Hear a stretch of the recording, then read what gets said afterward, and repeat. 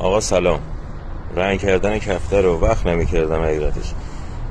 میری دکولوره میگیری، ایرانیش هم میگیری، فله، یه دونم اکسیدان میگیری، جفتش میشه 70-80 تومن.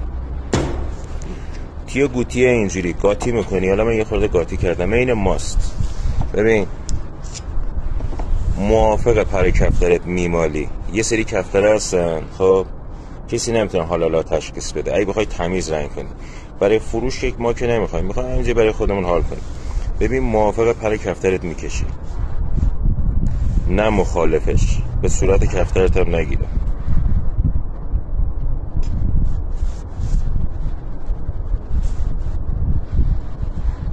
دیدی چجوری شد؟ خب 10 دقیقه دیگه همینو میشوری. به همین سادگی.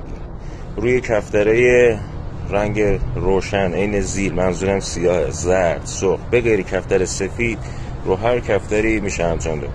میتونی توقیش کنی، پشار کنی، یکت کنی. اونایی که توی اینستاگرام پره یارو پویسیال سرخال گذاشته یه طرفش زرده. آره بعدم میخوان سوء استفاده کنم، میگن مال فلانیه از مشهد. اون فلانی بنده خدا هیچ خبر نداره از این جور چیزا، به اسم اون طرف میفروشن به مردم.